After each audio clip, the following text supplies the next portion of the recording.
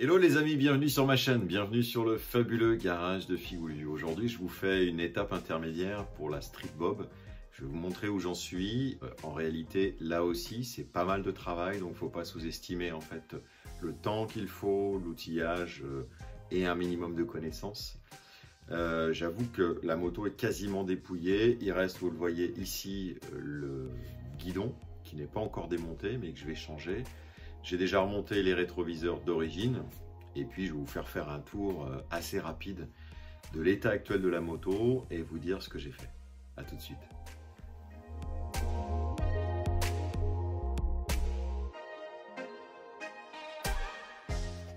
Si vous avez vu la première vidéo que je vous remets en fiche en haut de l'écran, eh bien vous vous rappelez certainement de ce réservoir qui est probablement un des éléments les plus marquants de cette moto. Eh bien le réservoir il est d'ores et déjà démonté et aujourd'hui voilà dans quel état est la moto. Elle est complètement à poil, on peut dire que Bob est à poil. Elle est actuellement donc sur le lève moto et je vais vous dire ce que j'ai fait. Alors en réalité, eh bien j'ai retiré donc le réservoir. Je suis actuellement en train de nettoyer et de changer la batterie, mais ici il y avait la suspension qui est là que je vais également remettre en configuration d'origine, donc ça va me permettre de vendre cet amortisseur et de récupérer certainement un peu d'argent pour payer par exemple la peinture. J'en ai profité également pour remettre les cale-pieds d'origine. Les cale-pieds type Scrambler ne me plaisaient pas. Et puis c'est pareil, ça va me faire un peu d'argent, peut-être je sais pas, 30 €, 40 €, peut-être un peu plus pour financer le reste. J'ai conservé en revanche le filtre à air d'origine, enfin le filtre à air Screaming Eagle de la moto lorsque je l'ai acheté. J'ai remis pour l'instant l'échappement d'origine, mais il me manque les deux silencieux qu'il faut que je trouve d'occasion certainement sur internet.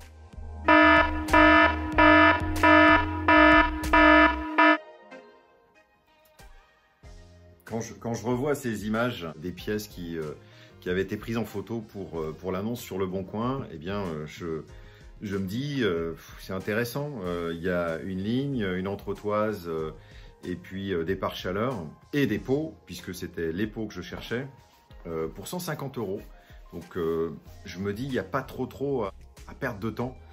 J'échange quelques lignes de dialogue avec le vendeur. Il est mentionné dans l'annonce que l'échappement est en très bon état. Donc je me lance, j'y vais. Je lui pose quelques questions quand même parce que je remarque en fait sur les photos qu'il y a quelques traces que j'entoure en me disant mais qu'est-ce que c'est que ces traces? Est-ce que c'est un problème particulier, etc. Le vendeur me dit non, il n'y a pas de problème, etc. Bon.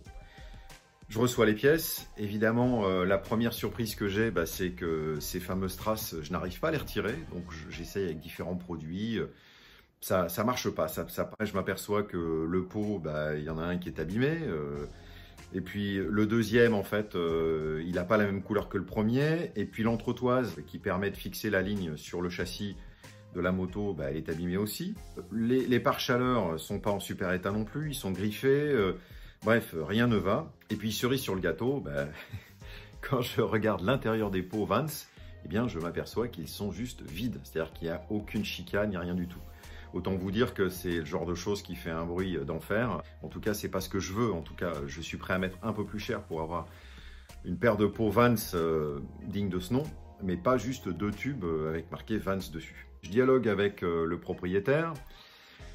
Qui me dit mais non mais oui parce que les pots sont de couleurs différentes, c'est deux noirs, deux nuances de noir, donc on sent que ça a été fait un peu à l'arrache et là le propriétaire me dit non mais c'est la mode actuellement, c'est la mode d'avoir des pots de couleurs différentes. Bref, il essaie de m'entourlouper, mais j'avais eu le bon réflexe de prendre la sécurité Le Bon Coin. Là pour le coup c'est plutôt un hommage, je dirais, au fonctionnement du Bon Coin. Finalement, je décide, et d'un commun accord, de tout renvoyer et de me faire rembourser par Le Bon Coin. Donc ça prend du temps. La mauvaise surprise dans ces cas-là, c'est que donc évidemment, il faut attendre un certain nombre de délais pour que le propriétaire puisse justifier de telle ou telle chose. Finalement, on tombe d'accord, il récupère la marchandise, je lui renvoie tout ça. Et en revanche, le port, c'est pour ma poire. Donc vous verrez dans la troisième et dernière vidéo sur cette moto, qui est finie. Je vais faire mes premiers tours de roue aujourd'hui. Donc le réservoir est là, tout est fini. Les pots sont ici. Donc vous verrez tout ça plus tard. Donc en gros, j'en suis de ma poche pour le montant du port. Bon voilà, moindre mal. Et puis du coup, je me mets en quête d'une deuxième paire de pots.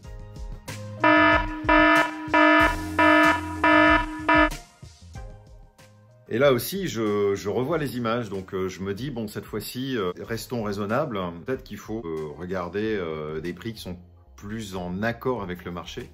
Et je me dis, bon, effectivement, les pots, on en voit entre 200 et 300 €. Donc je regarde un petit peu dans ces ordres de prix.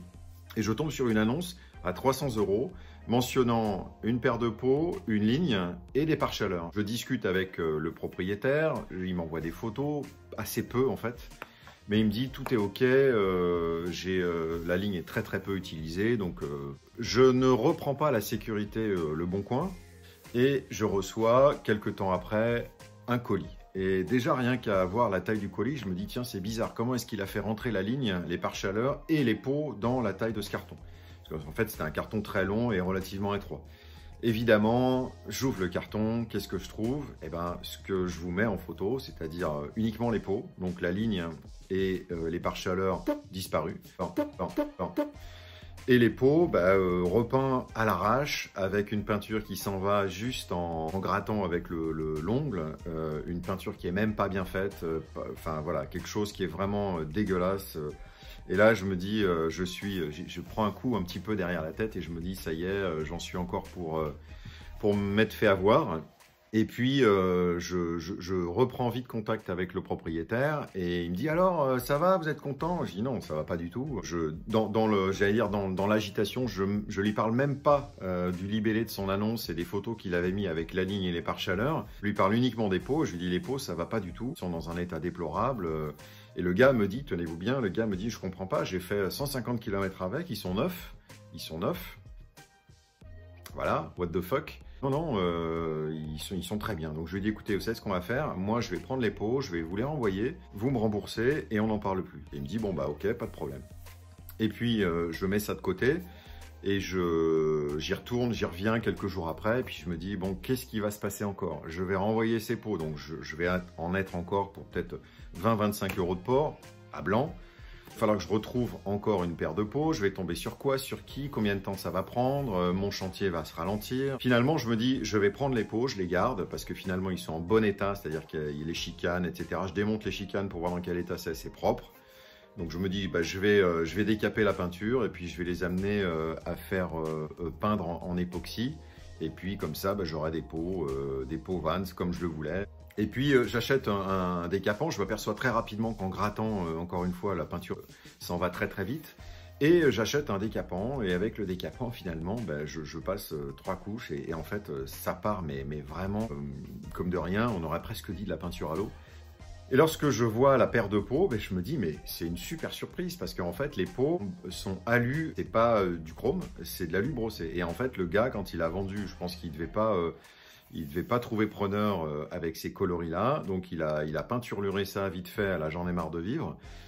Peinture qui ne tient pas parce qu'il faut évidemment apprêter, il faut probablement poncer un peu la pièce, mais là il l'a pas fait. Et par contre, je me suis dit mais ça c'est génial, donc j'ai gardé les pots, ils sont montés sur la moto là.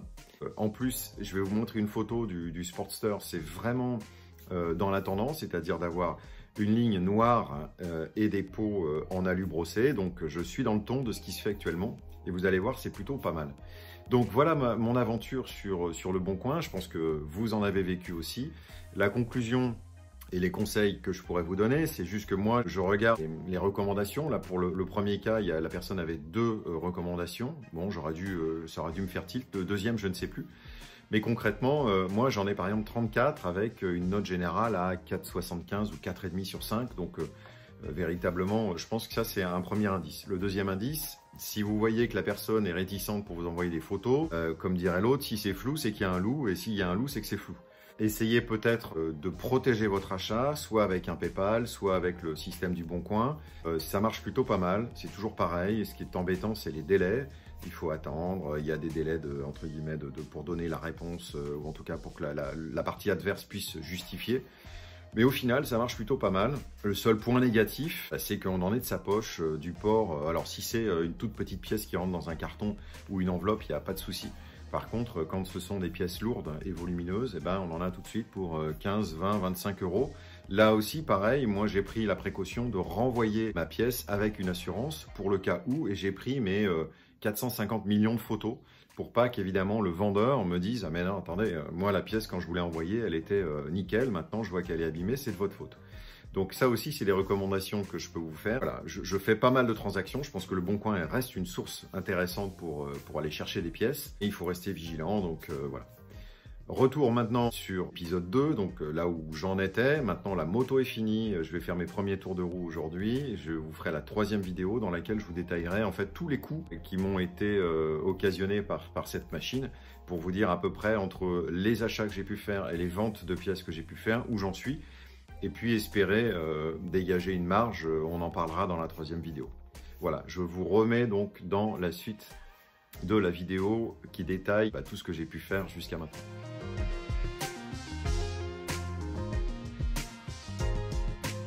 Quant aux pare-chaleurs, ils ne sont pas sur la moto parce que les pare-chaleurs sont abîmés. Il va falloir que certainement je m'en occupe et que je les repeigne. Le deuxième est également un peu abîmé. Voilà. Qu'est-ce que j'ai fait d'autre? J'ai remis donc les rétroviseurs d'origine. Pareil. Les petits rétroviseurs ronds font 8 cm de diamètre. Donc je ne sais pas si vous vous rendez compte, mais moi je voyais absolument rien du tout dans ces rétroviseurs. Et encore une fois, c'est une histoire de goût, mais esthétiquement, ils n'étaient pas à mon goût. Alors j'ai retiré le garde-boue arrière parce que je vais m'occuper de ces petits clignotants qui font stop, qui sont au demeurant assez populaires, mais que, encore une fois, moi je n'aime pas parce qu'on ne les voit pas. Et c'est pareil, hein, ça doit faire 2 ou 3 cm de diamètre. Et en réalité, on ne les voit pas. La plaque d'immatriculation, je n'y touche pas. Là, pour le coup, elle me convient. Elle est propre. Elle est en bon état. La trappe, c'est pareil. Je ne sais pas si je la garde ou pas. J'en ai peut-être une d'origine que je vais mettre. J'en sais rien pour l'instant. Je ne sais pas. Il me reste également à retirer le sélecteur de vitesse pour remettre celui d'origine. Et j'aurai à peu près fait le tour de toutes les modifications, en fait, les remises, je dirais, en état d'origine de la moto. Voilà un point d'étape aujourd'hui. C'est pas très long, mais en réalité, ça vous montre également l'étendue du travail, même lorsque finalement, on ne fait au final pas grand-chose. Mais il faut quasiment désosser la totalité de la moto pour faire, le travail que j'ai fait aujourd'hui. Il est probable que certains pensent que le boulot que je fais est nul parce que finalement le principe d'une Harley c'est de pouvoir la customiser, de la faire à son goût. Mais au-delà de ça, moi, comme je l'ai dit dans la première vidéo, je suis assez traditionnaliste, je dirais, dans le look. J'aime bien les motos qui sont, dont la ligne est fluide, dont les coloris s'harmonisent. D'ailleurs, la question du coloris n'est pas tranchée. Je ne sais pas quelle couleur je vais choisir pour le réservoir. Mais en réalité, le principe, c'est surtout de vous faire partager mon bricolage. Et puis, quel que puisse être l'avis des uns ou des autres, c'est pas grave. Moi, ce qui m'intéresse, c'est de travailler sur mes machines, de les mettre à mon goût, encore une fois. Sur les précédentes motos, je vous mets à la fin de cette vidéo ce que j'avais fait sur mon Fat Boy. Le principe, c'est d'essayer de vendre la moto un peu plus cher que ce qu'elle m'a coûté au final, pour pouvoir investir le bénéfice sur la dame qui est derrière moi, la Pagode, qui fait partie également de ce que je vous partage sur ma chaîne. Le principe, c'est qu'effectivement, à chaque fois que je peux gagner un peu d'argent sur ce type d'opération, eh bien de toute façon, c'est pas pour acheter un yacht ou un hélicoptère, mais c'est surtout pour financer la restauration de la voiture qui est derrière. Et là aussi, je vous fais partager mes étapes, mes vidéos et j'espère que je peux vous démontrer qu'on peut bricoler soi-même, faire des choses, apprendre des choses et que finalement pour faire ces choses-là, on peut aussi trouver des solutions financières pour faire en sorte que les choses soient plus facilement accessibles. Voilà, n'hésitez pas à partager, à commenter et à vous abonner si ce n'est pas déjà le cas. Vous allez avoir d'autres vidéos. J'espère que le contenu vous intéresse, donc n'hésitez pas, abonnez-vous et moi je vous dis à très bientôt. Salut!